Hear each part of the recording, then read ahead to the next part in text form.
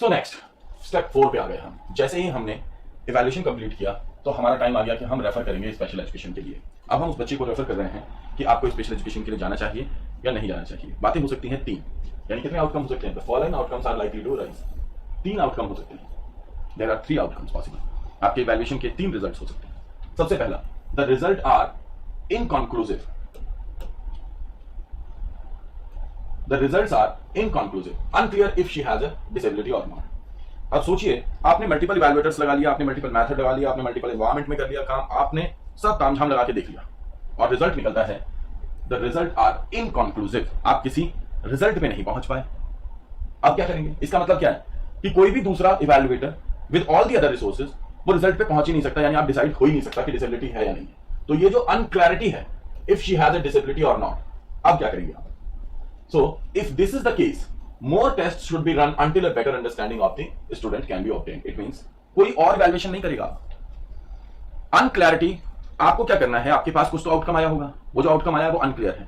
उसमें जितनी क्लैरिटी है उसको अलग कर लीजिए और अनक्लैरिटी को अलग कर लीजिए। जो अनक्लियर एरियाज हैं उनके लिए आप स्पेसिफिक टेस्ट लगाइए। अभी तक आपने जनरल इवैल्यूएशन टेस्ट लगाए थे, यानी कि आपने इंटरव्यू कंडक्ट कर लिया था, ऑब्जर्वेशन कर लिया था, कन्वर्सेशन कर लिया था, ग्रुप डिस्कशन कर लिया था, लेकिन अब आपको स्पेसिफिक टेस्ट लगाना पड़ेगा उस पर्टिकुलर एटीट्यूड को, एप्टीट्यूड को, एफिशिएंसी को, एबिलिटी को जांचने के लिए, राइट? जैसे आप एबिलिटी ग्रुपिंग करते हैं, तो हम लोग इसकी बात करेंगे हालांकि। तो स्टूडेंट की फर्दर इंफॉर्मेशन को जांचने के लिए स्पेसिफिक टेस्ट लगाने चाहिए। कब तक लगाने चाहिए? जब तक क्लैरिटी ना हो जाए। ईदर यस और no, maybe this maybe that नहीं चलेगा।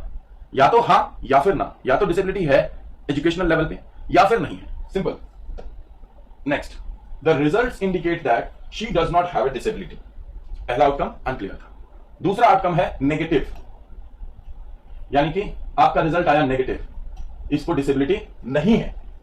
तो the result indicates that she does not have a disability that warrants special education. इसको ऐसी किसी भी प्रकार की डिसेबिलिटी नहीं है जिसके लिए स्पेशल एजुकेशन की जरूरत पड़े। आउटकम में क्या करेंगे आप? आउटकम में आप करेंगे if this were the case your child would not qualify for special education. फिर वो स्पेशल एजुकेशन के लिए नहीं जाएगा। इसका मतलब उसमें देयर आर सम प्रॉब्लम्स, तो आप उसका सॉल्यूशन इंक्लूसिव एजुकेशन में निकल जाएगा। सो here inclusivity is itself a solution. You need not to go for special education, right? अगर उसके अंदर पता चलता है कि ऐसे लेवल की डिसेबिलिटी नहीं है जो कि स्पेशल एजुकेशन की जरूरत को निर्धारित करती हो, तो इंक्लूसिव एजुकेशन से यानी नॉर्मल क्लासरूम से उसका काम चल जाएगा, right? So next, the assessments indicate that she has a disability that adversely affect her ability to receive an appropriate public education. भाई एक ये पता चलता है कि इसको ऐसी डिसेबिलिटी है जिस डिसेबिलिटी के साथ इसके लिए एजुकेशन प्राप्त करना मुश्किल है, ठीक है? यानी कि रिजल्ट कैसा आया? रिजल्ट आया पॉजिटिव, कोरोना पॉजिटिव मतलब yes you have disease. Corona negative means मजे लो, एंड ये अनक्लियर। तो अब अनक्लियर में फर्दर टेस्ट करने हैं आपको, और जब आप नेगेटिव आ रहा है तो उसे नॉर्मल स्कूलिंग के साथ जोड़ना है इंक्लूसिव एजुकेशन में, और अगर पॉजिटिव आ रहा है तब क्या करेंगे आप?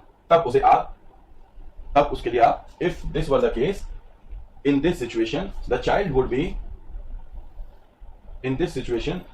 be referred to special education and a formal education plan would be developed. Formal education plan, कौन सा education plan? Obviously IEP, 5th stage initial individualized education plan should be made इस केस में। तो ये हो गया पॉजिटिव, नेगेटिव और dwindling, right? तो 3 केसेस हो सकते हैं आपके इवैल्यूएशन के। समझ में आ रहा है? तो